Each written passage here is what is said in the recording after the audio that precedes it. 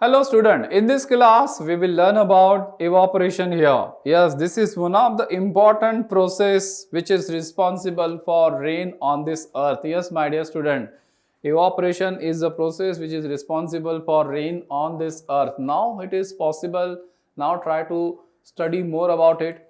So very first thing what you can see here, see basically this is the process, one of the simplest method of evaporation here. Because of the presence of the heat, water is getting converted into the vapor form. So now here what you can see here, this is my liquid water. This liquid water is converting into the vapor form, that is my vapors of my water here, because in the presence of the heat here, the sun energy is providing the heat here.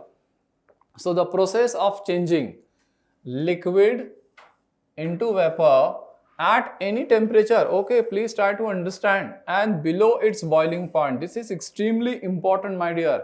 Here I am not giving any external heat, okay, I am not doing anything here as far as concern about the heat supply.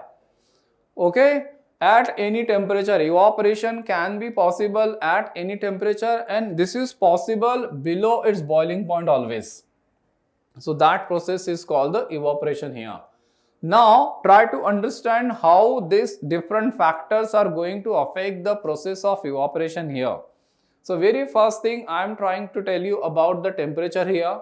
So basically if I am talking about the temperature here, how this temperature is going to change the rate of evaporation here. Rate of evaporation is directly proportional to the temperature. In other words, I say increases with increase in the temperature, it means that this is a directly proportional of my temperature. If I am going to increase the temperature, my rate of evaporation also increases. So whenever I am going to dry my clothes in hot sunny days, I can dry my all the clothes very nicely, very quickly without any problem. But if my climate is cloudy, some water vapors or some rain is there, definitely I will take long time to dry my all the clothes because temperature is going down there. So in high temperature, evaporation is doing good. It means that rate of evaporation will go increase. Surface area, the rate of evaporation increases on increasing the surface area. So it means that surface area is also directly proportional to the rate of evaporation. As I am going to increase the surface area, evaporation also increases.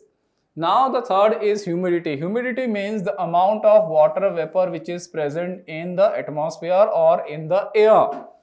Humidity is more, if I have more humidity, the rate of evaporation is decreases. It means that humidity is inversely proportional to my rate of evaporation here. Thing is that, see, I have two conditions here. The rate of drying in one is less than the rate of drying in two. Why? Because see, as you can see here in my condition here, in this climatic condition, I have more water, or you can say more humidity in there. But in this case, I have less percentage or less amount of humidity. So here the rate of evaporation is high. So that is the reason the rate of drying in this situation is more than the rate of drying in the first condition. So image 1 has less drying rate and image 2 is having high drying rate. Why? Because the amount of humidity is less in this condition. Now very important, that is my wind speed. The rate of evaporation also directly proportional to the speed of my wind also. Okay, if I am going to increase the wind speed, the rate of evaporation also increases. See, what you can see here is rate of wind speed is high in this case. So basically here the rate of evaporation is higher if I am going to compare with this image. Here the rate of the wind speed is low here, so I will find less amount of evaporation here. Here the wind speed is higher, so in this case I will find more evaporation here. So this will dry more quickly rather than this one. Now I am talking about evaporation causes cooling. Yes, my dear, this is one of the fantastic concept, or you can say the application of my evaporation here. For example, I am going to wear cotton clothes in the summer season. It's very common phenomena that, okay, why? Because we want to cool our body.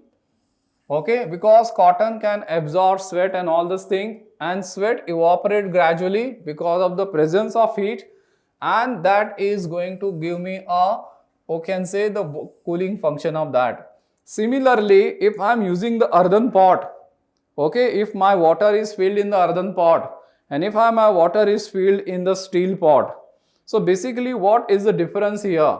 So here the earthen pot means which is made from the mud or the soil here. It has very small size particles or holes here. So water will come out and it is going to evaporate. So this evaporation will give me the cooling effect. So definitely what is the ultimate effect here?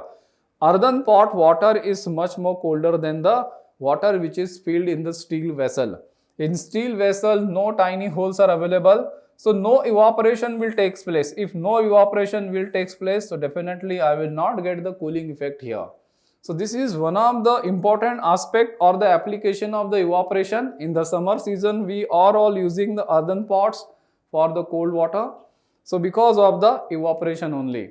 So student, we have seen the evaporation. We have seen the different factor which can affect the evaporation pressure here.